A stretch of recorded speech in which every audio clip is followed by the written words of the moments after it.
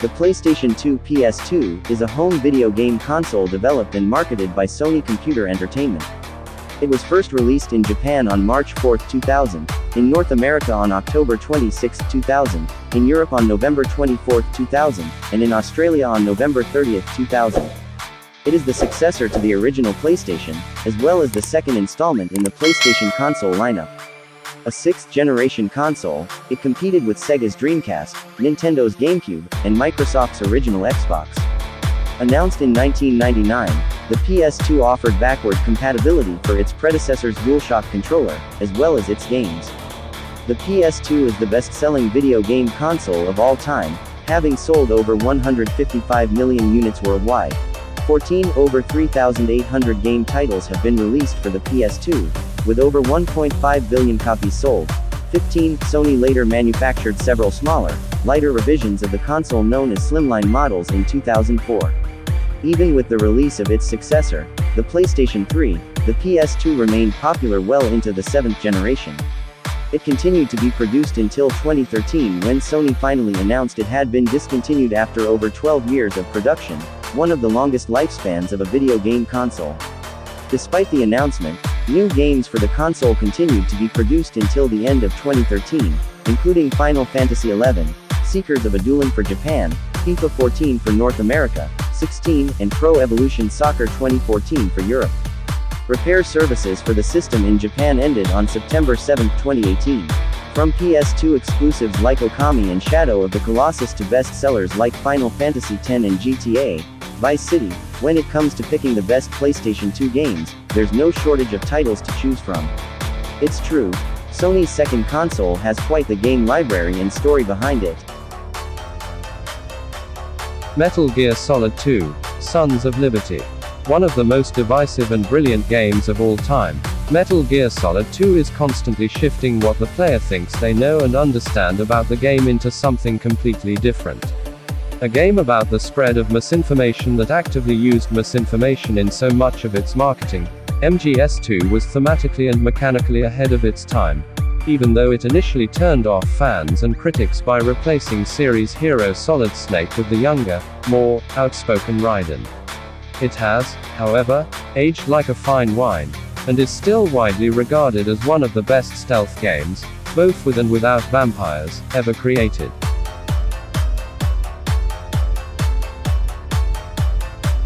Grand Theft Auto: Vice City.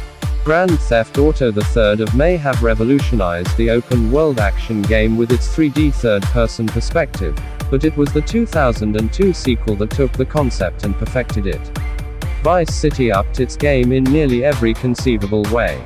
It added a story that was both a compelling narrative and expert satire of all its 80s-era inspirations, a cast of memorable characters voiced by Hollywood pros, including the likes of Ray Liotta, Dennis Hopper, and Burt fucking Reynolds, improved on almost every aspect of its mechanics and gameplay, and Vice City still has one of the best video game soundtracks ever.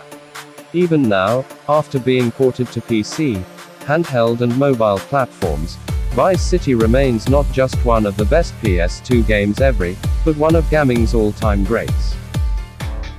Grand Theft Auto: San Andreas. While Rockstar consistently found bold new ways to raise the open-world bar, 2004's GTA San Andreas represented a leap forward like we'd never been seen before.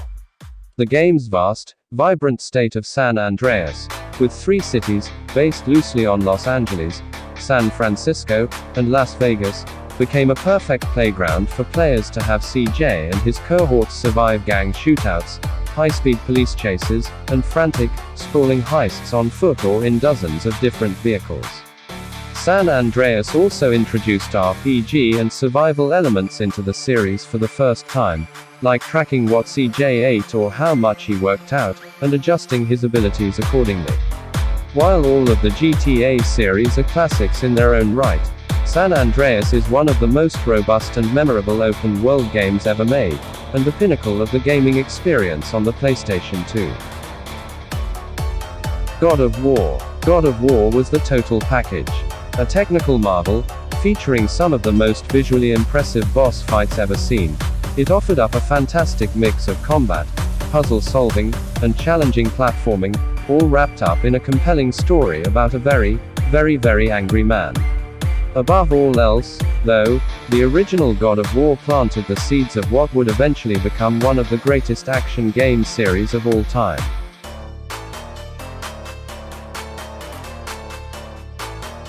Resident Evil 4. Resident Evil 4 was a magnificent shake-up for the series, ditching the more traditional bump-in-the-night haunted house antics for an over-the-shoulder shooting gallery in a sprawling Spanish village.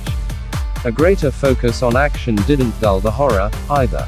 Resident Evil 4 was still a deeply uneasy experience thanks to its monsters. The Los Illuminados, the Regenerators and the Chainsaw Man are all unforgettable. And it introduced a strong sense of the weird that turned, "What a ya Bayern," into an iconic phrase.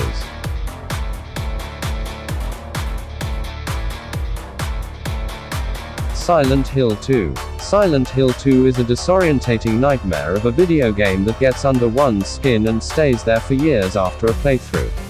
A more fully realized vision of its predecessor, Silent Hill 2 pitches its central nightmarish town as a manifestation of its protagonist's mental state, embracing unreliable narration, multiple endings, and the uneasy juxtaposition of the mundane with the horrific. Its hold on your nerves can be best evoked with that famous call to action: jump down the hole. You have, of course, no choice but to accept.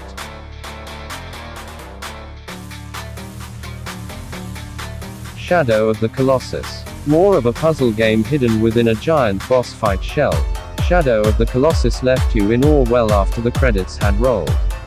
Turning the should-be heroic affair of slaying giant monsters in the name of love melancholy in the subtlest way, it was an impactful and unforgettable experience, unlike anything we had played before.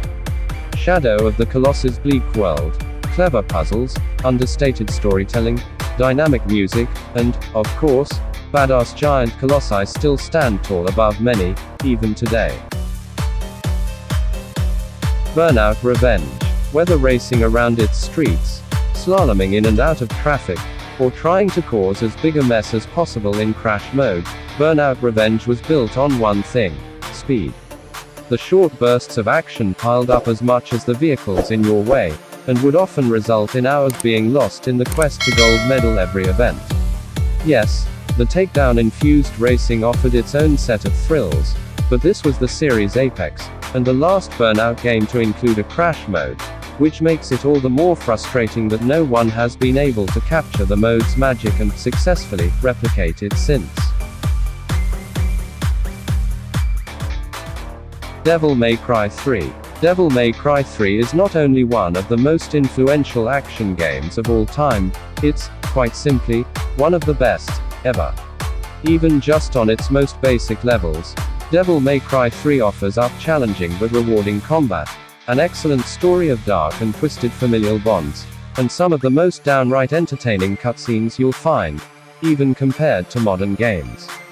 Going deeper, though, you'd be hard-pressed to find a combat system with a higher skill ceiling, or one that allows for more creativity than Devil May Cry 3's.